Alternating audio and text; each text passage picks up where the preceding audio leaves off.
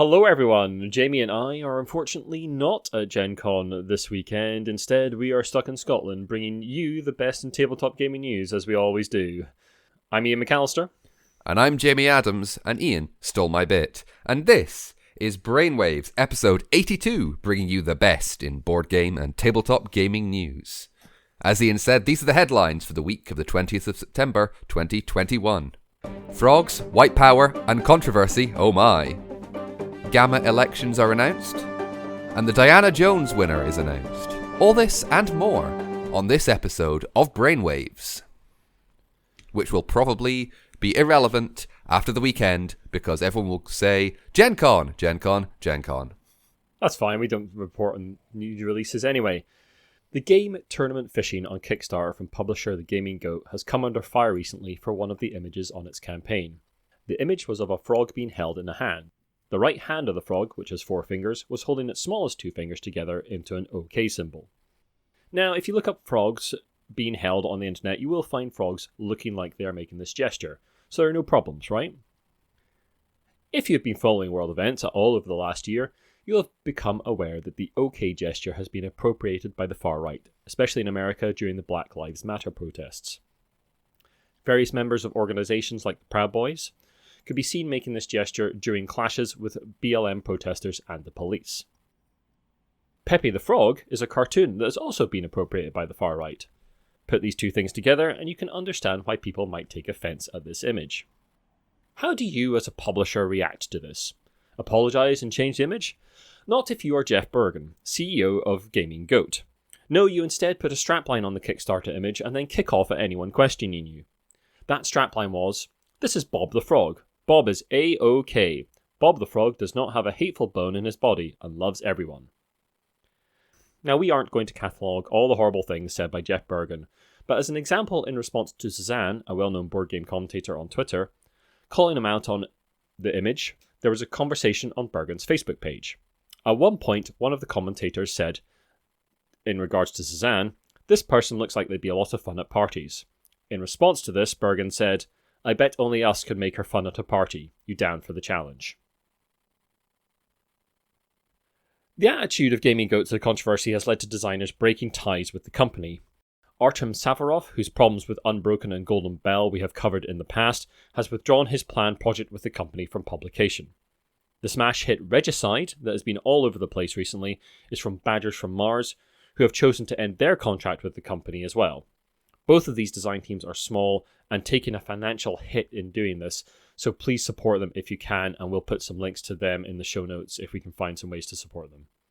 Board Game Geek suspended the accounts of Jeff Bergen and Greg Mahler, another designer who's run afoul of the site previously, and weighed in on this so-called debate.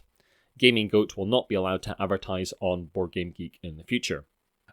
Bruno Faduti posted on Board Game Geek in response to this story, and just a warning, in this quote, there is some swearing. Several French game designers have ongoing contracts with the Gaming Goat, and some projects were nearing production. We are trying collectively to find a common way out of this shithole and won't tell more until we have found it. Now, Gencon is going on at the moment as we record. We're recording on the 18th of September and it's going on over this weekend. They had previously stated that Bergen was not attending. When he showed up, he was escorted from the premises by security. According to him, that was without any notification. It should be noted throughout this that Jeff Bergen has constantly called out cancel culture, which to us is a huge red flag as to his intentions. The image may have been innocently made by the artist behind it, and it may have genuinely been put out there without that thought as to what it could possibly imply. However, the image isn't really the problem. What is the problem here has been the response of Jeff Bergen, the Gaming Goat, and a bunch of people basically calling out cancel culture in response to this. Their response has been awful, and it's not cancel culture, it's consequence culture. You've basically kicked back at everyone saying like, hey, maybe you want to change that image because of the implication there. But your response has basically said, we think this is totally fine. These images and this implication is totally fine. And that's terrible. It's awful. Unfortunately, because of the way Board Game Geek works, it has meant that this game has been at the top of the hotness list or near it for the last couple of weeks because The hotness list is basically based on how much people are talking about a game on Board Game Geek, not what it's actually like, or any controversies around it. But, dear listeners, we are not done with controversy in the board game industry. I mean, are we ever? Really, the Game Manufacturing Association have elections going on at the moment for various positions on the directorial board. And those came to their conclusion on the 16th of September, a couple of days ago. During the election process, T Cares put themselves forward for the position of director in the publisher's position. T Cares is involved with Habit Games and is a well-known commentator on Board Game Twitter. This led to a huge backlash against T Care's attempt to get elected from Sarah Shah, a video creator who makes fast breakdowns of board games and what they are about under the title Board Games in a Minute. During 2020, Sarah came under scrutiny for travelling during the pandemic and various photos of her at Florida resorts not wearing a mask amongst crowds. One of the results of this was that lots of people flocked to her cause who have rather vocal right-wing views, and Sarah tolerated their presence in her followers.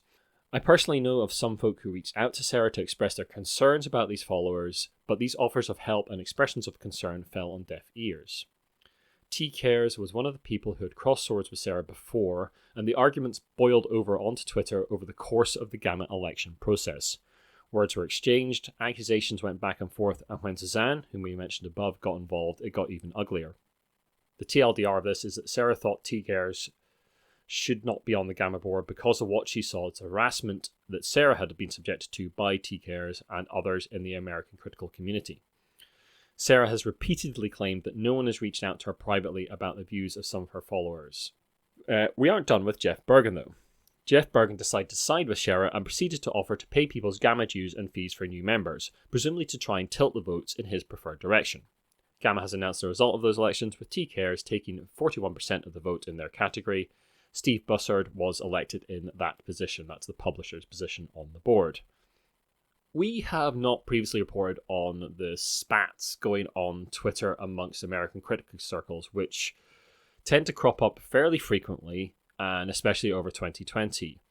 We basically didn't consider them news at the time because it was arguments and controversy going on between the critic community, and it wasn't really big news as such. When it started to affect GAMA, which is a big industry body, obviously that is news as far as we're concerned. Anyway, Jamie, that's enough of really nasty headlines. How about something nice? Well, by the time you're listening to this, dear listener, Gencon will have ended in Indiana, and there'll be lots of lovely board gaming tidbits that we won't be able to tell you about because, well, unless you come and harangue us, we won't know. Well, we won't be able to put into this podcast.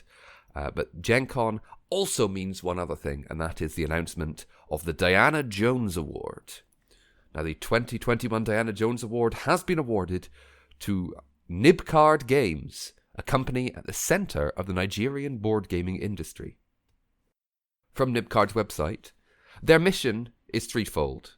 Production, create high-quality games at a possible low cost that can compete globally. Promotion, encourage an active tabletop gaming community in Africa. And publishing, inspire and support African tabletop game designers to create world-class games. Simple, effective, I like it.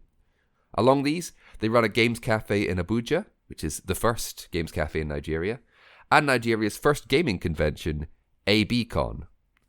Now, a lot of this, almost all of it, is down to Nibcard's founder, and I'm going to say right now, I apologize profusely for this white man pronunciation, but I will do my best, I promise. Kenichukwu Obuagu, or KC. KC responded on Twitter, "We accept and thank the committee behind the selection and hosting of the award. I dedicate this to God and to my mum. Thank you to everyone who has trusted and supported us. So many names to mention. You made this possible. And we are not stopping. Our vision is clear and our conviction is strong. The team is stoked and we can't wait to meet some of you at ABCCon this December, either virtually or in person. Super thanks once again for the recognition." Huge congratulations to KC, all at Nibcard Games, and well done to all the finalists. The fact you were nominated, Joes, you're pretty bloody excellent. KC and Nibcard, enjoy your Perspex Pyramid. I cannot wait to hear more about Nibcard Games. Yeah, no, fantastic. I've had my eye on the card games for a while, just because they're doing something interesting and different, and it's great to see diversity in the hobby awarded. And as we've said before, we really like awards where they're actually lifting up smaller things and drawing attention to different things, and not just sort of giving awards out to the same old games over and over and over again. It's really great to see. I really like Diana Jones Award, as we've said before. It's a really diverse, interesting award. As you said, raising up new games, like that's the Diana Jones Award. It isn't just games; it's designers, it's the whole companies, community of games. It's communities. It is within gaming itself. It is not the product. Indeed. Now, on to the rest of the news.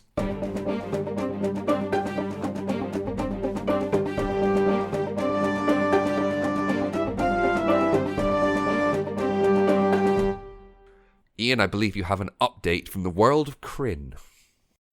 Indeed. Back in episodes 59, 64, and 65, we reported on a dispute between the authors of the Dragonlance novels and Wizards of the Coast.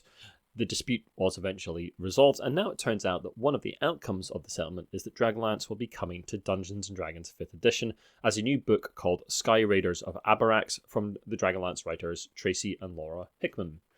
Good to see that come to a fruitful conclusion. You excited about that, Jamie?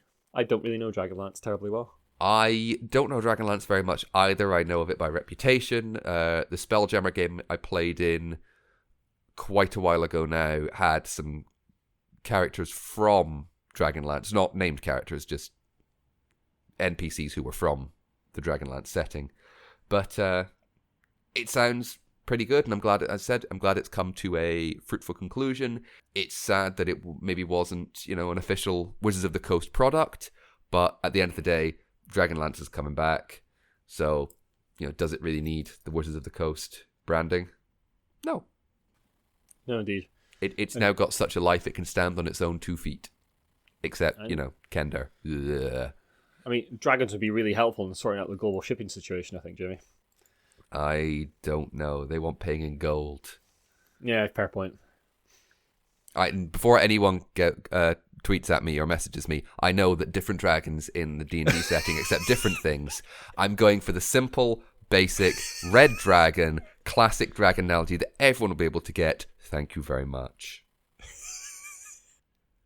Anyway, I'm going to take up Ian's link now that I've done my little bit, and say that we have reported a number of times on the global shipping crisis and how it's affecting board games, because it's a serious problem, and not just for board games, for the entire world. Well, now it seems those consequences are starting to become much, much more tangible. Asmodee has just announced the increase in prices of several key titles across its catalogue, including such titles like Arkham Horror, 3rd edition, Mansions of Madness, and Cosmic Encounter. Ravensburger, North America, has announced that it is temporarily suspending all new orders from the 17th of September. The statement, that we will share in full, basically alludes to them being unable to fulfill current orders. They hope to be able to fulfill again as we go into the 4th quarter and towards the holiday 2021 season. I mean, suspending sales, that's big. I mean, Ravensburger, Yeah. I mean, they do things like Villainous, Jaws, All the Prospero Hall tie-in film games, they're all through Ravensburger. They've been doing extremely well. I mean, Ravensburger have been having a great 2020 and into 2021 with those titles. Because Prospero Hall is a fantastic design collective. Yeah, I mean, I've enjoyed everything I've played by them, and presumably what they're doing is they're trying to stockpile a bit for Christmas so they can fulfill the Christmas demand when that comes around. But this is bound to hit smaller game shops and people who have relied on those titles to make some money. It's a huge move. I mean, if I as regular listeners to this cast know, I work in the bike industry. I manage a small bike shop in Edinburgh. If one of our suppliers would just say we're not producing parts anymore, that'd be incredible. I mean, some of them are almost there anyway because some parts are in short supply, but for them to actually suspend orders would be astonishing. I've never heard of a distributor like this doing that. It's quite extraordinary. Well, that's done with updates. Our first piece of news is a sad one, unfortunately. We are announcing the passing of Reuben Klamer, inventor, entrepreneur, and games designer at the age of 99.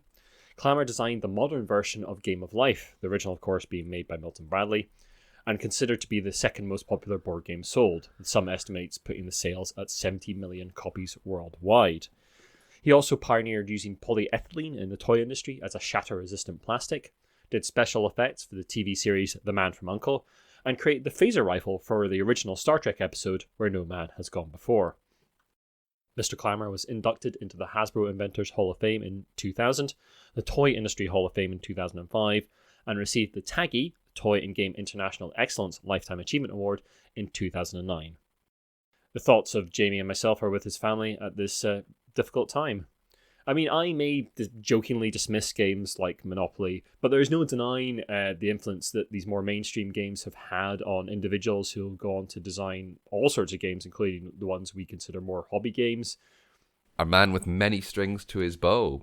Board games, entrepreneurship, working in special effects, prop making, and he was also a business investor. And, well, yeah, he's, as you said, we make fun of Monopoly. We sometimes make fun of the quote unquote more classic games, but their influence is undeniable. Yeah, they get some people into gaming, and those are people we play games with sometimes. So yeah, absolutely.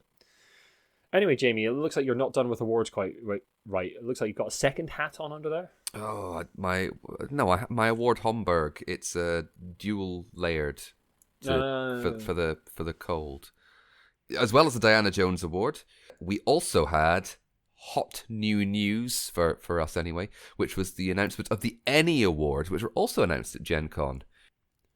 As ever, there are numerous categories, so we'll just pick out some to highlight to you. The Ennies are an RPG-focused series of awards. Now, at the moment, the Ennies site is not updated, so you'll have to go to their Twitter feed for the full results. In each category, there is a gold and silver award.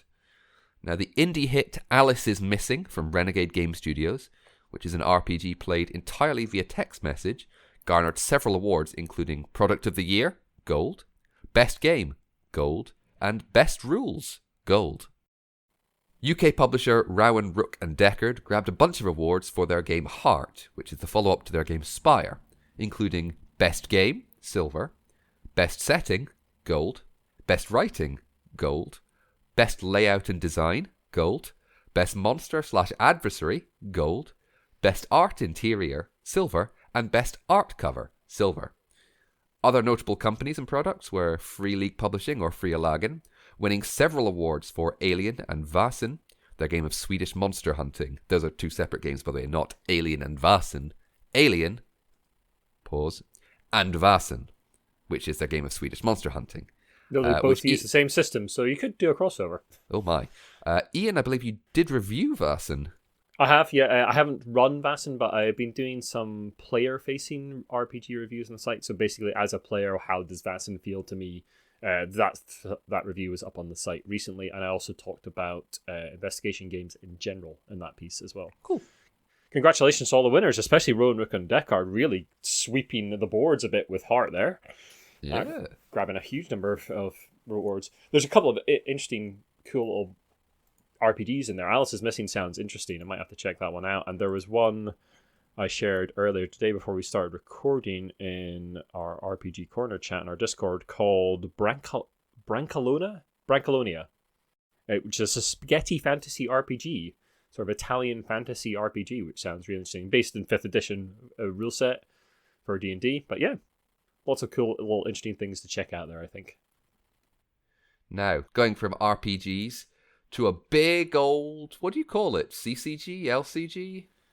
Hard to tell. HTT. Something like that. You might remember the game Keyforge, the card game from Fantasy Flight Games, where every deck is a unique combination of cards. Every deck has its own unique set of cards in it. Now, there was an update recently from Fantasy Flight Games, which first and foremost established that the COVID-19 pandemic had hit the game hard from a distribution and development perspective. There are several announcements in the statement. Alongside plans for a digital version from Stainless Games, Fantasy Flight Games says, "We have decided to put the game on hiatus for the time being, with plans to relaunch the game with new life at a later date," citing both the pandemic and another unforeseen complication. That unforeseen complication is the deck building algorithm for Keyforge is broken and needs to be rebuilt from the ground up. Now, when this was announced, several rumours began springing up around that news, including that they had lost the unique deck license in some way or form, or that a worker had left Fancy Flight Games and they were the only person who knew how to work the algorithm. This is all speculation, I'd like to remind everyone. Keyforge developer Aaron Haltom went on Twitter to squash those speculations and clarified that they had had a big loss of data. We're not entirely sure that clears it up. There's a big crossover between people who play board games, or RPGs, or tabletop games in general, and people who use computers a lot, or especially in their livelihoods, and know programming and programming languages and that kind of thing. We've had chats on our Discord about this, and I've had chats with various other people, including my friends' circle, who work with computers on a daily basis, and they all said exactly the same thing. You can't break an algorithm. It's kind of a strange thing to say. Now, data loss is possible if they've basically lost all the previous unique decks made through Keyforge and some kind of massive data loss, no backup or something. Then I guess they could no longer say that every deck is unique because any new decks that the algorithm generated might be duplicating previous ones because they wouldn't know. But yeah, it's a curious thing to say. I'm sure the truth is somewhere in the middle of all the rumors. But yeah, hard to tell what's going on there. But they have announced a new Keyforge set. They had their in-flight report recently where they did say there is a new Keyforge set coming. But when is a matter of some speculation. That's alongside all their other new products. Fantasy Flight were being very cagey about when any new announced projects would be coming out, partly, I would imagine, because of the global shipping crisis and manufacturing problems. We'll bring you more on that if we hear it. But Jamie, other companies are having weird things happen. Yes, we tune into our new regular, semi-regular, hopefully not regular segment of board game crime news. Thank you.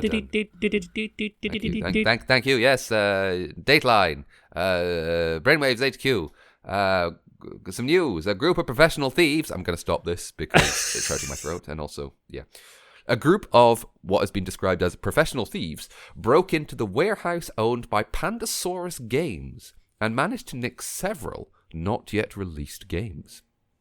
Around 100 copies of the Kickstarter version of Dinosaur World, the sequel to Dinosaur Island, and 200 copies of Trixie time travel game Loop were spirited away. These games were given to an online seller who has put them up for sale on sites such as eBay. Now, according to Pandasaurus' update to their Kickstarter, they have enough copies to fulfill their promised deliveries, but are asking the public to be extra vigilant and on the lookout for any copies for sale online. Also, the police are involved and have apparently already identified the thieves. Stay vigilant. Board games are luxury items and serious business. Don't have nightmares. Good night. I could do Crime Watch. You could. I'll just put you forward for it next time there's a vacancy or something. That's quite an incredible story. But imagine being those thieves, right? Like, did you mean to steal board games?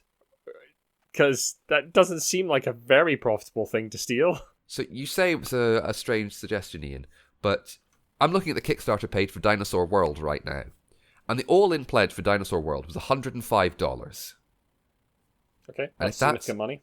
And if that's 200 copies, yeah, at $105 each, that is a lot of money. About 10,000? 21,000. There you go. Now that's Kickstarter copies. Now, if that's not been released yet and it is available online, the board gaming community itself, who loves a bit of that, will snap that up. And probably a bit more than they could have bought it for. Indeed. So, I think, of course, they knew exactly what they were doing. This is, as I said, board games are a luxury hobby, and as it becomes more and more prominent, people become more and more aware of how expensive these things are. True. And we've reported on before about counterfeit board games. Counterfeit board games, and like our astonishment that people would do that. But of course, as Jamie rightly points out, they're luxury items, so there is money to be made there through thefts and faking them. Hopefully not the start of a trend. You say that. We have some late breaking news now. Pegasus Spiele have announced that they are opening up a North American branch. Their current head offices are in Friedberg, Germany. Johanna Sadkovic is promoted from sales and marketing executive to CEO of the new branch of the company. And Anthony Boyd, previously director of sales at Lucky Duck Games, joins as sales director. There are other job openings available at this new branch of Pegasus Spiele, and we will add a link to those in the show notes. I think we're going to see a bit more of this kind of thing in the next little while because of global shipping problems. I can see companies who can do it, who have got the size, opening up some more worldwide branches, especially like North America, Europe, making sure they have offices in both places in order to deal with Kickstarter fulfillment, in order to deal with warehousing, in order to deal with things more locally. I think we're going to see more of this, personally. What do you think, Jamie? Oh, yes. Yes, yes, of course we are. Insightful commentary as always. No, I believe, as I mean, I can't really add to what you've said. No, you can't. There's been the shipping problem, there's been distribution problem, and as things become potentially more fractured, a centralized base may become more of an issue. Yeah, absolutely. So spreading yourself a bit wider, that's going to help.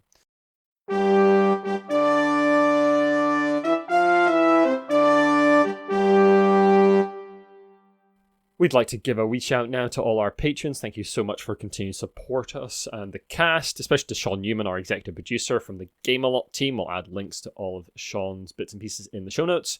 You can join our Patreon, of course, for just $1 a month, and you can support us in loads of other ways if you don't want to do that. We have a tie-up with Metallic Dice Games in the States. They produce very nice dice and dice accessories. If you use the promo code ROLLWITHBRAINS, all capital letters, all one word, you'll get a wee discount and we'll get a bit of a cut. And we also have some merchandise through Sir Meeple, who produce very nice t-shirts for all sorts of gaming outlets, including We're Not Wizards, one of our fellow Scottish podcasts. So you can get good, nice t-shirts on there, and we get a really healthy cut of the profits on that. So if you would like to show your affiliation to our lovely podcast, then do so that way, and we'll get a bit of money. Anyway, Jamie, just before we go, there's something in the air tonight.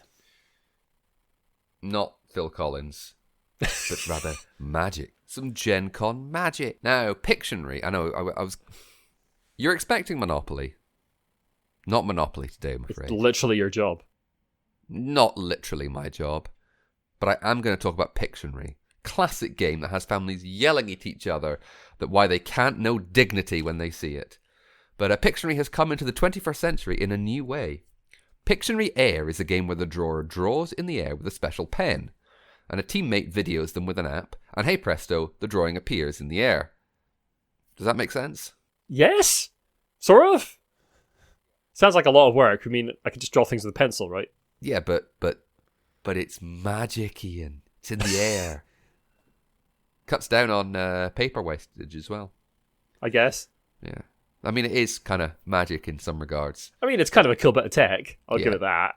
If it works. At Gencon, Harry Potter Pictionary Air was released, and the pen is in the shape of the 11-inch holly and phoenix feather wand wielded by the eponymous wizard himself. It does sound like a faff and a half, but it's good to see it moving with the times. I guess. I mean, like, Pictionary's good because it's simple. Like, it's straightforward and simple. I don't know if adding like a tech level to it, a tech layer to it, is really necessary. But I mean, it's cool. It's cool tech. The tech is kind of interesting and fun. But yeah, not adds sure. An extra. I mean, you say that you against your board game app integration. It adds an extra layer. I'm not against board game app integration. I love board game app integration. You heard it here first, ladies and gentlemen. Ian McAllister is against board game app integration. The extra challenge of drawing in here where you don't know what you're drawing. I played Forgotten Waters recently with its app integration. It's good. I like it. Very cool. Lots of voice acting. Anyway, thanks very much for listening. If you like what you've listened to, then the best way to help us out is to share the podcast and drop us a wee review and rating on iTunes. You can also follow us on Twitter, Instagram, and Facebook. We are mostly active on Twitter these days. Our website is giantbrain.co.uk, where you can find all our reviews and the podcasts themselves. If you want to email us about any stories you have for the cast or anything, if you'd like to comment on anything on the cast, we'll read those out. That's giantbrainuk@gmail.com. And our main place of chatting and business these days is our Discord. We'll put an invite link to that in the show notes. You'd be very welcome along. Every Tuesday after the cast goes out, we have Games Night on there, which you'd be very welcome to come along and join in on. Thank you very much for listening. Bye-bye. Bye.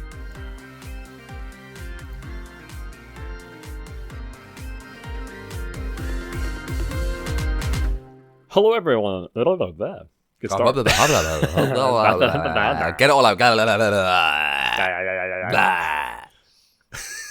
I'm going to cut that and pin it as an Easter egg at the end.